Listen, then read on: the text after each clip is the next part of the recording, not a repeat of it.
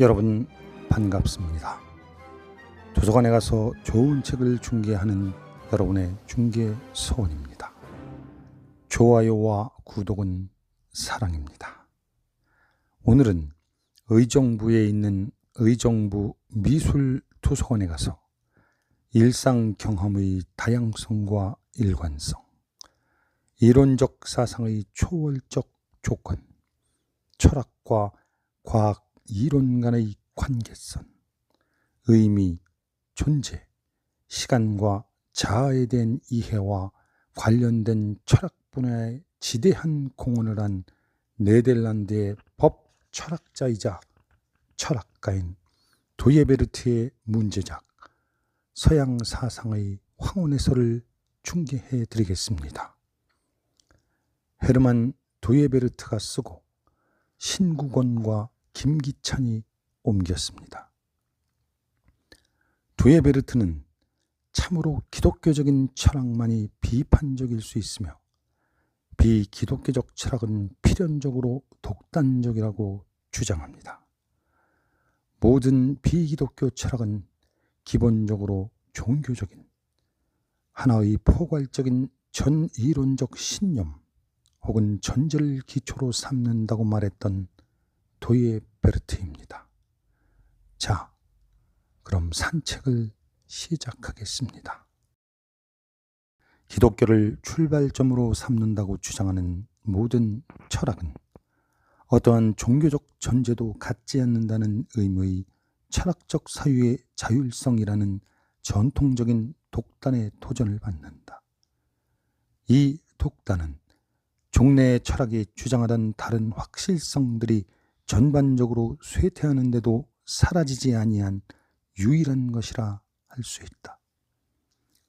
이처럼 종래의 확실성이 쇠퇴한 것은 양차 세계대전 이후 서양 사상의 근본적인 영적 뿌리가 뽑혔기 때문이었다.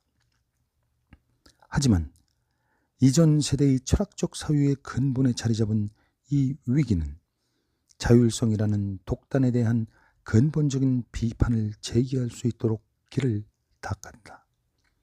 그런 비판은 기독교적 관점에서 보더라도 필수적일 뿐만 아니라 더 나아가 출발점이 다르고 어떤 식으로 철학적 반성을 전개하더라도 상관없이 참으로 비판적인 사유 태도의 제일 조건으로 보아야 한다. 왜냐하면 이론적 사유의 자율성을 수용하는 것이 이론적 사유태도 자체의 내적인 구조에 대한 비판적 고찰에 의하여 정당화되는 일이 없이 참된 철학의 본래적 조건으로 격상돼 있기 때문이다. 인간의 이론 이성을 진리와 거짓의 문제를 판결하는 최종 재판관으로 믿는 신념의 이의를 제기하지 않는 한 이 신념은 이론의 공리로 받아들여질 것이 분명하다. 그러나 오늘날 근본적 역사주의, 심층 심리학의 영향, 소위 생의 철학, 그리고 적어도 유럽에서는 실존주의의 강력한 영향으로 말미암아 이 신념은 상당히 약해졌다. 이리하여 서양 철학이 오늘날 내세운 바 자율성이 철학적 사유의 제일 조건이라는 주장은 더욱 의심스럽게 되고 말았다. 그러나 철학적 사유의 자율성에 관한 독단이 결정적인 문제가 된 데는 오늘날 종전에 확실하다고 믿어지던 모든 것들의 일반적 위기가 닥친 것과 다른 특별한 이유들이 있다. 먼저 고대 그리스 철학과 토마스주의적인 스콜라 철학과 현대 세속 철학의 공통적인 기초라고 생각되는 이 거짓된 자율성은 그처럼 공통적인 토대에 필수적인 동일한 의미를 담고 있지 않다. 그리스 철학에서 말하는 자율성은 토마스주의, 스콜라주의에서 말하는 자율성과 전혀 다른 뜻을 담고 있다. 이처럼 근본적으로 다른 개념들의 뿌리를 파들어가면 이론적 사유의 경계를 넘어서는 전제의 근본적인 차이점이 있음이 발견된다. 마지막으로 이 전제들은 이 자율성에 담긴 의미를 결정한다. 이 점은 철학적 사유에 대한 전통적 견해와 일치하지 않는다. 왜냐하면 전통적 견해에 따르면 철학의 궁극적 출발점은 이론적 사유 자체에서 발견해야 한다는 뜻을 담고 있기 때문이다. 그러나 이 거짓된 자율성은 공통적 의미가 없기 때문에 서로 다른 철학사조의 공통된 기초를 보장할 수 없다. 반대로 이 독단이 가장 깊고 초이론적 전제에서 서로 다른 철학학파들과 철학사조들의 진정한 접촉을 가로막는 것처럼 보이는 경우가 거듭 나타난다. 이것이 바로 우리가 이 독단을 참된 철학의 본래적 조건이라고 간단히 표현되는 공리로 받아들일 수 없는 두 번째 이유이다.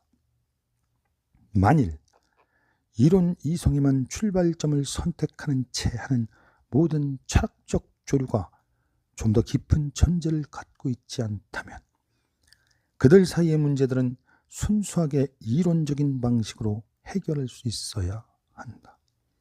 그러나 실제 상황은 전혀 다르다.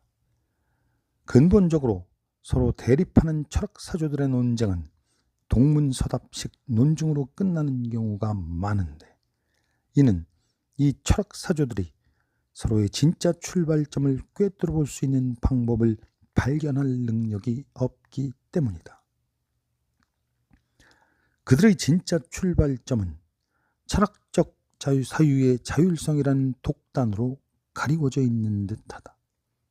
그리고 의미와 경험에 관한 철학적 견해에 근본적 차이점이 존재하는 한 현대의 논리 실증주의와 언어 분석을 따라 의미 있는 철학 명제와 의미 없는 철학 명제를 가르는 기준을 설정하고 그들의 검증 가능성을 요구하려 한들 도움이 되지 않는다.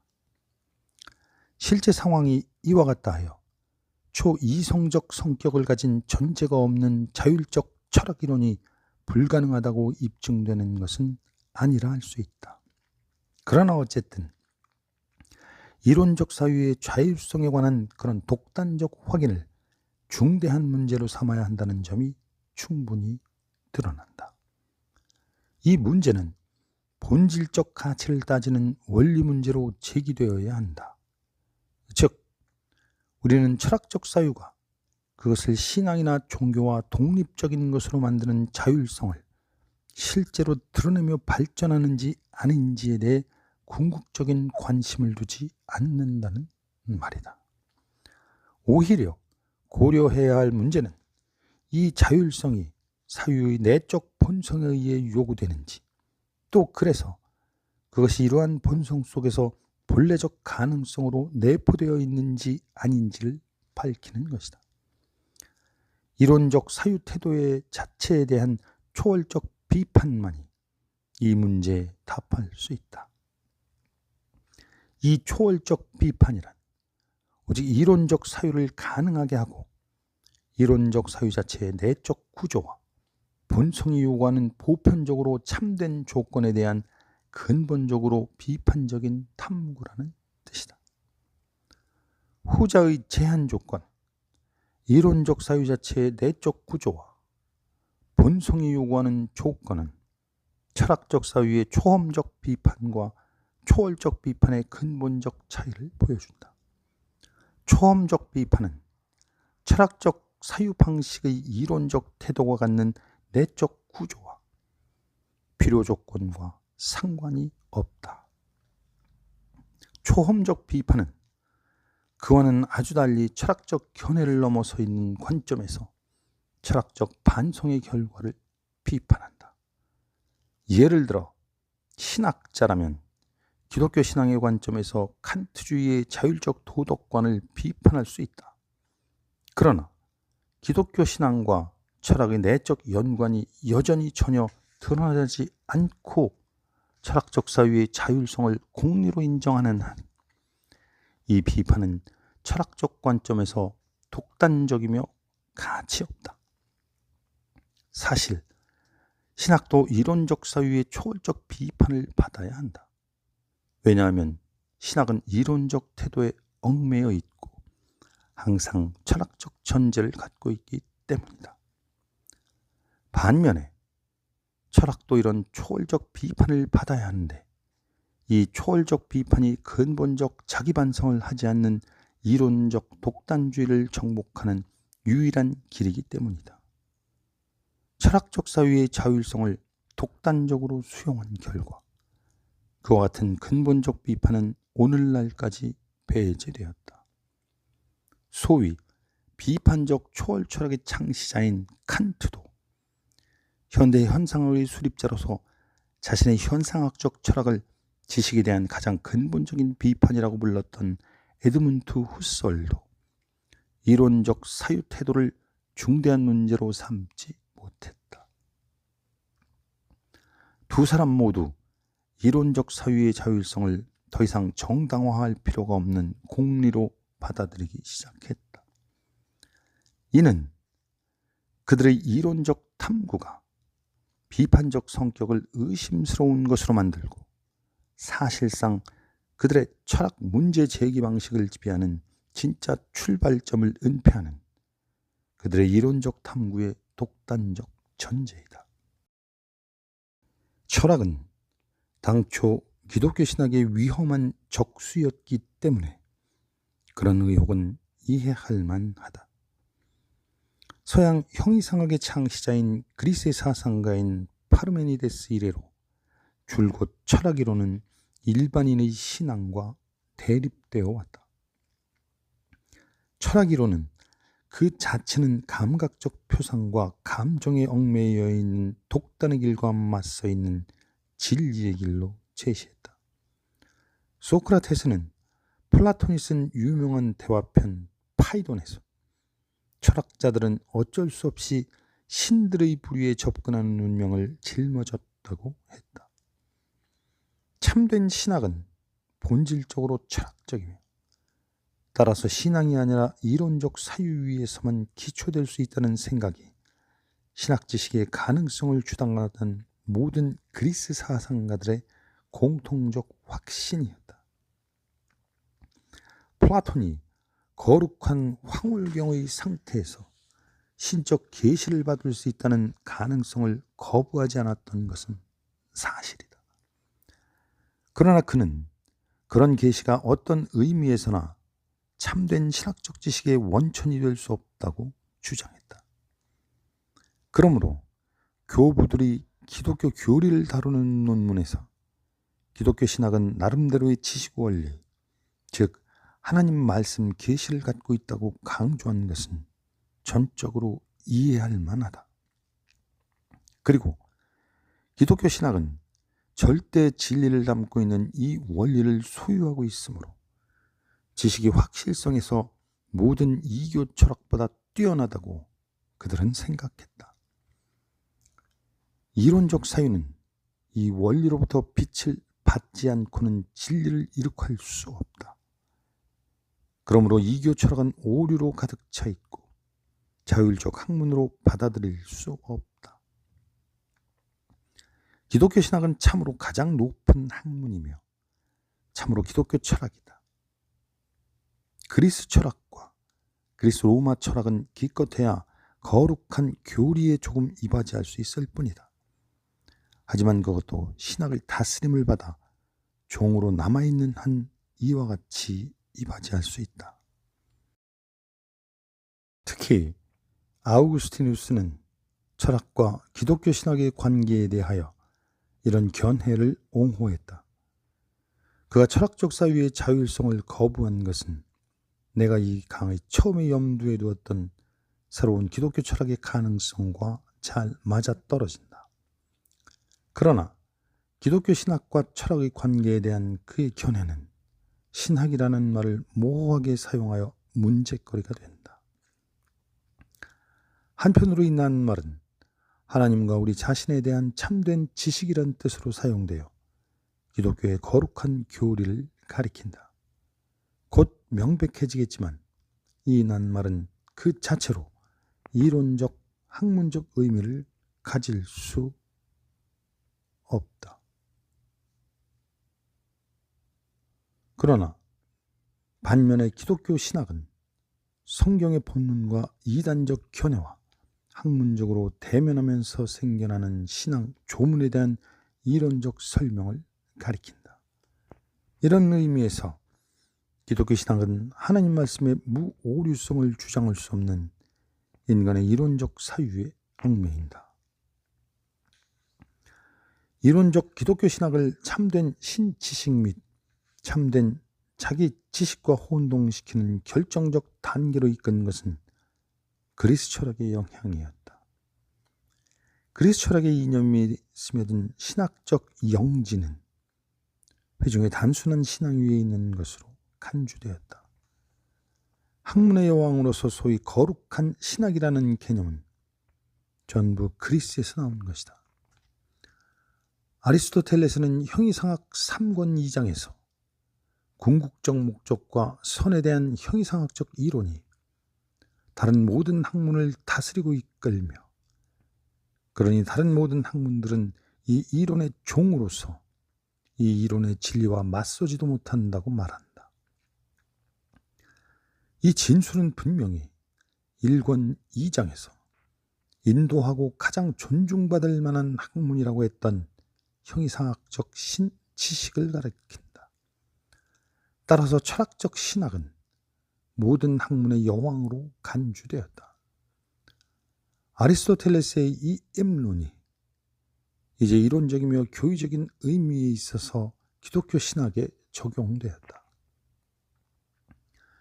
그리고 이 신학은 이제 기독교 철학이라는 이름으로 불리었다. 이 말은 철학 문제들을 그저 신학적 맥락에서 토론한다는 뜻이었다. 9세기에 존 스토크스 에리게나는 참된 철학이 참된 종교와 일치한다는 입론을 옹호했다. 그는 예정론에 대한 논문에서 이 견해를 탄탄하게 하려고 참된 종교에 대한 아우구스티누스의 논문에 호소했다. 그리고 아우구스티누스와 마찬가지로 그는 기독교 철학을 기독교 정경에 대한 이론적 설명인 교의 신학과 같은 것으로 보았다. 참된 철학은 참된 종교의 규칙을 설명하는 것이 아니고 무엇인가? 한편으로는 교의 신학을 기독교 철학과 동일시하고, 다른 한편으로는 교회의 거룩한 교리로 표현된 기독교와 동일시한 것은 스콜라주의 내의 아우구스티누스적 전통의 특징으로 남았다. 새로운 견해를 이끌어들인 토마스 아퀴나스는 신학 대전에서 신학과 거룩한 교리라는 낱말을 사용하면서 동일한 근본적 모호함을 드러냈다. 이 천재적 대작은 거룩한 교리가 인간 구원의 필수적인지, 그리고 그것이 학문인지에 대한 문제를 토론함으로써 시작한다. 그는 이 질문에 대하여 긍정적으로 대답했다. 인간 구원에는 인간의 자연 이성에 비추어서만 연구하는 철학적 학문들 말고도 하나님의 계시에 따르는 교리가 있어야 한다. 그리고 이것은 그 지식의 원리가 초자연적 성격을 갖기 때문에 철학보다 더 높은 학문이다. 이 학문 자체는 철학적 학문의 도움을 꼭 필요로 하지 않는다. 물론 이 학문은 초자연적 진리를 이해시키려고 철학적 학문들을 종으로 부리긴 한다. 이 점은 이성만으로는 자연적 진리에 기초를 두지 않고 거룩한 교리의 초자연적 진리를 이해할 수 없는 인간 지성의 불충분성에 의하여 정당화된다. 이 설명은 신학대전의 주석가들을 크게 당황케 했다. 거룩한 교리란 무엇을 말하는가? 토마스는 이 거룩한 교리를 성경과 같은 것으로 보았다. 그는 거룩한 교리의 학문적 성격을 토론하면서 성경 또는 거룩한 교리라고 썼다. 어떤 주석가들은 거룩한 교리란 기독교 신앙을 뜻한다고 생각했다. 반면에 다른 주석가들은 거룩한 교리를 엄밀하고 학문적인 의미에서 신학이라고 해석했다. 또 어떤 이들은 이 거룩한 교리가 신앙과 별개로 보이는 교회의 거룩한 교리라는 뜻을 담고 있다고 말했다. 교황 레오 13세는 회칙 아이테르니 파트리스에서 이 불확실한 의견 대립의 종지부를 찍었다. 그는 이 책에서 신학은 학문적 성격과 정신을 갖추기 위해 철학을 필요로 한다는 견해를 강조적으로 확립했다. 아무튼 기독교 신학과 철학의 관계에 대한 토마스의 견해는 원칙적으로 아우구스티누스의 견해와 다르다. 토마스는 교의 신학과 기독교 철학을 더 이상 같은 것으로 보지 않는다. 기독교 철학의 물음은 더 이상 존재하지 않는다. 철학은 이성의 자연적 빛만을 가리키는 철학적 신학 혹은 자연신학을 포함하는 자율적 학문으로 받아들여졌다. 토마스주의의 철학은 몇 가지 아리스토텔레스주의를 독창적으로 설명하여 아우구스티누스와 신플라톤주의 그리고 스토아 학파의 사상을 잘 혼합한 체계이다. 반면에 기독교 신학은 하나님의 계시에는 생기는 오류 없고 초자연적 원칙을 갖고 있어서 존엄성이나 지식의 확실성에서 철학을 능가하는 초자연적 학문의 반열로 높아졌다. 철학의 자연적 진리들은 거룩한 기독교의 교리의 초자연적 진실과 모순될 수 없으므로 아리스토텔레스주의적 철학이 겉으로 보기에는 기독교 교리에 수용된다. 그럼에도 불구하고 철학은 하나님의 말씀의 내적 통제로부터 벗어난다. 그리고 기독교 신학의 초자연적 성격은 이 신학이 하나님의 계시로부터 지식을 얻음에 틀림없다는 사실 때문에 정당화된다. 인간 이성은 독립된 실체가 아니라 수단이다. 자아는 이 인간 이성을 사용하는 숨어있는 기사이다. 그리고 인간 사유와 인간 자아를 지배하는 중심적 동의는 중심적인 종교적 본성을 갖고 있다. 인간이란 무엇인가? 그는 누구인가? 라는 물음은 인간 스스로 대답할 수 없다. 그러나 창조, 죄로의 타락, 예수 그리스도로 인한 구속으로 인간 본성의 종교적 뿌리와 중심을 드러낸 하나님의 말씀 계시가 이미 이 물음에 해답을 주었다. 인간은 참된 신지식을 잃어버렸기 때문에 참된 자기 지식을 잃어버렸다. 그러나 인간이 배도하며 고안해온 인간 자아의 모든 우상은 하나님의 말씀에 맞닥뜨릴 때 무너진다. 왜냐하면 하나님의 말씀은 우상이 헛되고 아무것도 아님을 드러내기 때문이다. 이 말씀만이 근본적인 지배력을 발휘하여 인간과 시간 세계에 대한 우리의 견해를 참으로 개혁시킬 수 있다.